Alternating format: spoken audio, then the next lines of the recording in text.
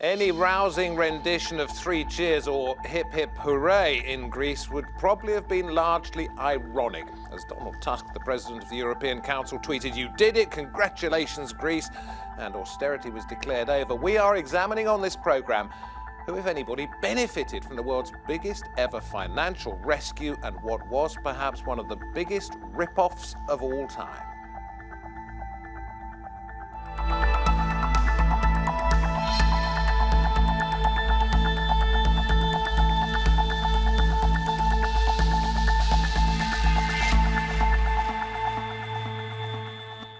Hello there, you're watching Roundtable. I'm David Foster. The economy in Greece has shrunk by at least a quarter in the last 8 years, but at least the Greek people got 288.7 billion euros, roughly $328 billion, only they didn't. Most went to predominantly French and German banks. Youth unemployment is at 44% and Greece is not out of debt. That is still rising. Yes, congratulations Greece, you did it. It's the end of the bailout era for Greece, after months of negotiations with the Eurozone.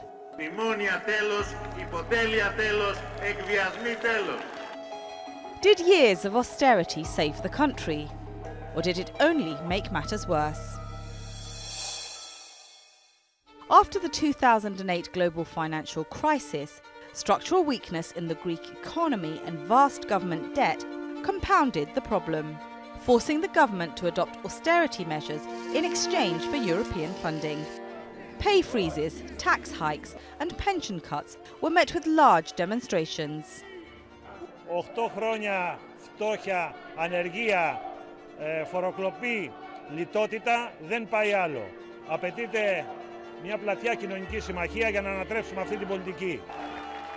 Left-wing Alexis Tsipras came to power in 2015 with anti-austerity promises, but was forced to make concession after concession. Greece's national income decreased from almost $300 billion to $200 billion between 2010 and 2017 after years of recession. And youth unemployment peaked at just over 60% in 2013, sending more than 400,000 people overseas. The country borrowed a total of $330 billion from the EU, the European Central Bank and the IMF. But its economy is showing signs of a turnaround. We feel that we built credibility over the last 3 years. We've been outperforming our fiscal targets. The economy is returning. But not everyone is as optimistic. Πώς αυτό κάναμε. Υποθηκεύσαμε το μέλλον των παιδιών μας και των εγγονιών μας για να μην πάμε και χειρότερα ακόμα. Η Ελλάδα θα είναι για πάντα κάτω από την γερμανική μπότα. Austerity was policy across much of Europe during the recession. Ireland, Portugal, Spain and Italy all made drastic spending cuts to secure money from international lenders. But after years of painful reform, Italy wants to shake things up. Elections this year saw victories for the country's two anti-austerity parties. Now the coalition government is pushing back against measures imposed by its creditors. Portugal's government experimented with austerity in return for an international bailout of $90 billion. But public unrest displaced the political administration. In 2015, Prime Minister Antonio Costa immediately reversed the measures, increasing public investment, reducing the deficit, slashing unemployment, while at the same time improving economic growth. Europe's answer to the global downturn was conservative fiscal policy. But was austerity the only way?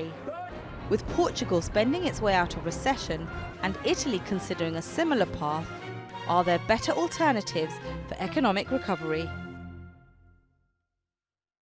Okay, let's start tearing this apart. From Skype in Washington, D.C., we have Dmitris Tsarouhas, an associate professor at the Department for International Relations at Bilkent University. With me in the studio, Vicky Pryce from the Centre for Economics and Business Research, who is Greek, and Isidoros Diakides, Labour councillor for Tottenham Green here in London and co-chair of the Greece Solidarity Campaign, somebody who's hearing the stories, I think, day to day of what it's been like for the Greek people to go through this. And we'll hear from you in just a moment, if we may. But first, let's hear from Yanis Varoufakis, former Greek finance minister. Now, he was talking to the TRT World show Crossing the Line just a few months ago and was pretty cynical about a conversation, in fact, the first meeting he had with Christine Lagarde, who's now head of the International Monetary Fund. She said, Yanis, after having spent an hour denying what I was saying in front of the aides, in the formal meeting, when it was just the two of us, she confessed. She said, look, Yanis, you're absolutely right. This program, the one that she was trying to impose upon me, together with the rest of the Troika, can't work for your country. We know that. But you've got to understand, we have invested so much political capital in this that we cannot go back. And of course, what Yanis Varoufakis there is referring to has been going on for a number of years. He mentioned the Troika, that is the International Monetary Fund, the European Central Bank, and the European Commission. Isidoros, I'll come to you in just a moment, if I may, to talk about the conversations you have with people in Greece and those who've been forced, they think, to leave the country. But let's take a look at this. This is The Spectator. Big headline, a Greek tragedy, how the EU is destroying a country.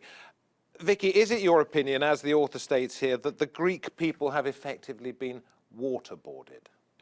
Well, up to a point, yes. I think all the wrong medicines were put on Greece, or force-fed, if you like. I think Greece should have probably defaulted early on, or at least saying that we just simply can't meet our obligations, because the capital markets had moved out of Greece in a very, very big way. They didn't want to lend anything to the country.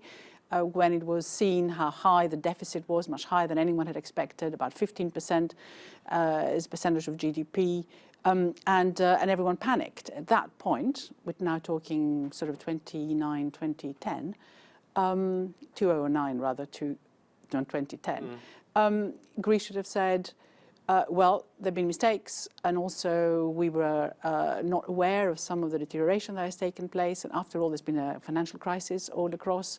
We had to step in like everybody else.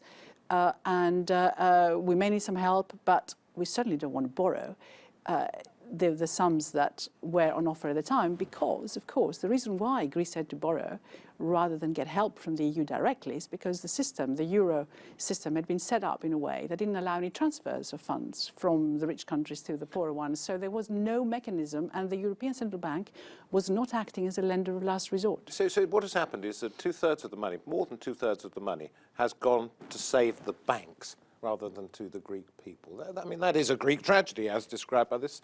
Well, what had happened is that, of course, at the very beginning of the euro creation, interest rates all fell for everybody to some sort of level across the eurozone, because, of course, we had one central bank, and that interest was just too low for Greece, possibly, but also it encouraged quite a lot of banks to think that there were no risks involved in lending to Greece, whereas in the past, of course, there'd be exchange rate risks. Those disappeared. You had one currency and one monetary policy. So everyone felt very happy about lending to Greece and to the other countries.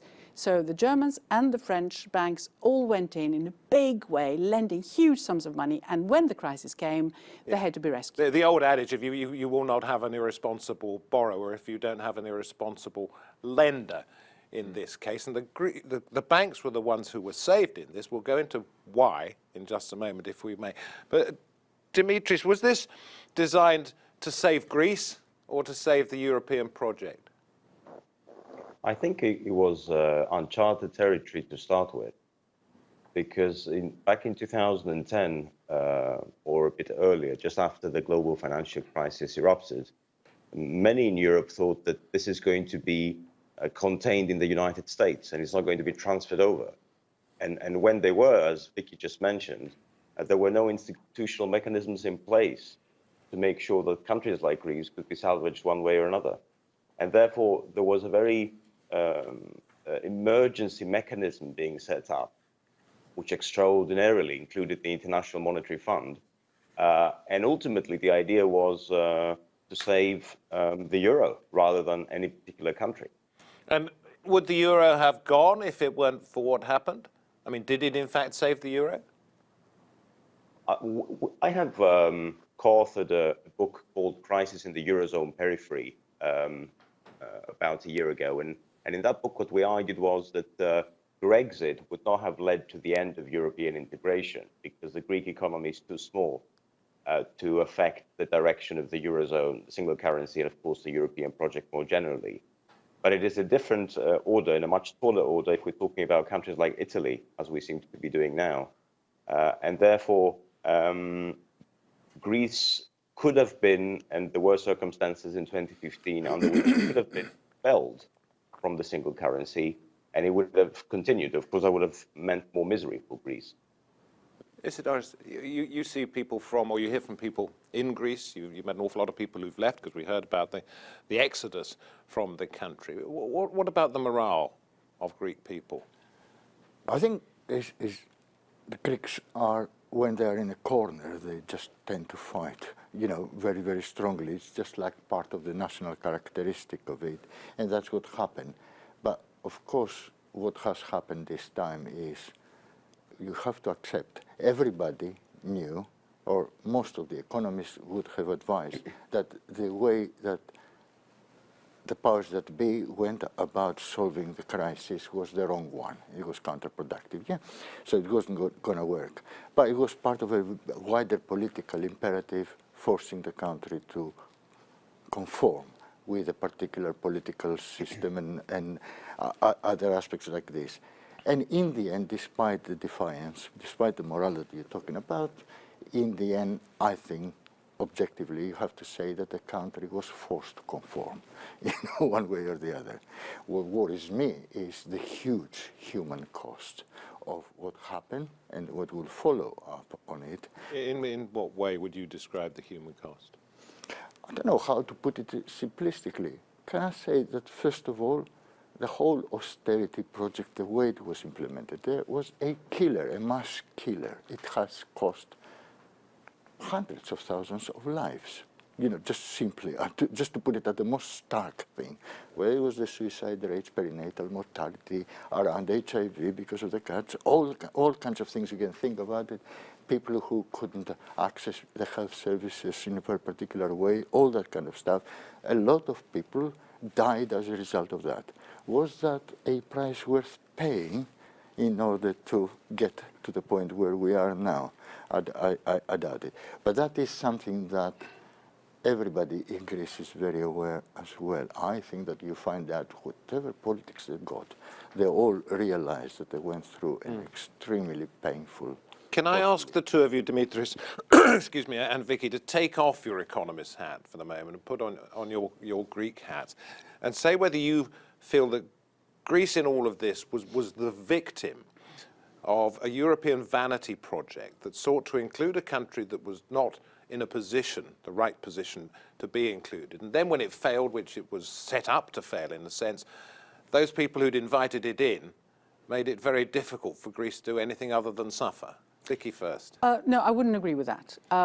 Greece really wanted to be part of the euro. It really wanted to be part of the EU. I think it had felt a bit isolated for quite some time. It could prove after the end of the dictatorship that we had until '74 that it was really part of the grown-ups, if you like, the adults who were a democracy, who could really be part of Europe, which they felt very close to anyway, all along.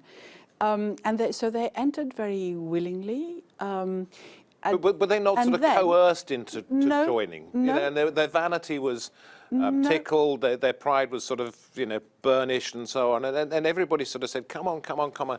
Whereas in fact, Greece, when it joined, was actually breaking the European Union's own rules. So did many others. I mean, after all, there was a political reason for having Greece in the EU, and of course later in the euro, because both, if you look at Spain and Portugal, they were both, they had been dictatorships as well. So the main requirement for being a member of the EU is that you have to be a democracy. But of course, when the euro arrived, then I mean, Greece really felt it had to be part of that too. It was but not its credit in any card way, was already maxed out, wasn't it? Not necessarily. If you look at what was happening in the early part of the euro's existence, Greece was actually doing rather well. And the people were not borrowing that much, and actually public borrowing wasn't very high at the beginning at all. If you actually look at Greece at that period, it was doing rather well. Then, of course, we had the Olympics where it had to do a little bit more. But what seriously did happen is what we said earlier, which is that there was so much money put into the country by banks looking for a return. And there was nothing really wrong with that, as long as it went into productive investment. It didn't necessarily, and it went quite a lot to finance the public sector. The public sector could actually borrow very cheaply. It was exactly what happened in other countries which got into difficulty, like Italy, like Portugal, like Ireland. So there were banks in Ireland that were bigger in the balance sheet than the economy as a whole of Ireland. So because they had all become global banks, it really was the construction of the euro that was the problem, that it simply, just as we've been hearing also from Dmitris, didn't have the institutional backup to be able to deal with crisis. Okay, Dmitris, do come in on that. Is it something that you agree with, that Greece was actually sort of a meritorious candidate for the euro? It was just happenstance with the money pouring in and low interest rates, etc., that caused what they might refer to as a perfect storm? I think that Greece's public finances had been problematic for a very long time. But before we get to that point, the first thing we probably need to differentiate is Europe as a political project, and Vicky talks about it extensively, and Europe and the European Union, to be more precise, in the neoliberal era. And so the political project, is the one to which countries like Spain, Portugal, and Greece aspired to become members of a democratic community and consolidate their regimes after dictatorship. So in that sense, I fully agree with Vicky that Greeks were, and still are in fact, enthusiastically members of the common European project. But the second one, the single currency, the euro one, this is a construction which has taken the European Union consciously towards a neoliberal economic direction, in which the margins to exercise social policy, both nationally and at supranational level, are very small. So to cut a long story short, what you have here is a country like Greece, who is forced, just like every other, starting from the mid-1990s, to sort out its public finances and reach quantitative targets which are arbitrarily set, whether its economy is ready or not. Eventually, okay, can I ask you this one? Why, if congratulations are in order, will borrowing continue to go up, that there's no sign at the moment of youth unemployment going down, that Greece will be effectively paying reparations for years to come? Is that a time to say well done? Well, certainly not. What we have had is austerity at an unprecedented scale. We have had the increase in unemployment, social exclusion and deprivation at levels which are frankly unacceptable for a country that is not engaged in war. And personally, I do tend to think, I think Isidoros mentioned it a bit earlier, that at least one generation, possibly two, are now condemned to live under living conditions which they never expected to. And whose fault is that? Is that the fault of one major European power whose banks lent an awful lot of money to I'm talking about Germany here. Is this partly or largely Germany's fault? No, I don't think so. It takes two to tango. Greece has had, and here I slightly disagree with Vicky's point, Greece was different from the very beginning. Its public debt levels were extraordinary even at the start of the crisis. Its public deficit levels were unacceptable for any country that was bound to common rules, and therefore it would have to be treated somehow differently. Now, from this, to extrapolate all the way to the mass impoverishment of the population is a mistake. Who is behind the impoverishment? It is both sides. It was a very badly designed program with Germany at the helm and the IMF closely following on. But the Greek political class had failed its people for generations as well. Let me ask you, Isidoros, who do the Greek people, and you can't speak for all of them, of course, but those that you hear from, who do they blame? I think you hear everything in Greece. The Greeks like a conspiracy theory. We know that. They are very political people. They discuss everything. You hear everything around. I can say just one, my probably personal view would be that yes, the Greeks are committed, two-thirds at least, warts and all, to being part of Europe, because they, as Vicky I think said, they see it as being part of the top league of nations, rather than being relegated back to outside Greece. It's a psychological thing associated with improvement in the living standards and all that kind of thing. Now, within that, they are aware that there have been especially the most powerful central, there is the center and periphery problem as well in Europe. Within that, Germany and to a certain extent France used very much all the processes for their own benefits, and we can go to details about that kind of thing. I take the position that really, although that is the case, they are not the source. They were just in a position to exploit the situation. And whether Greece was But was it not their job to not exploit a situation, but to ameliorate a situation in Greece, and perhaps themselves take a little bit of what they call a haircut and a bit of pain themselves? I think that implies the rather benign view that in the European Union, the nations, the different countries are all sharing an ideal.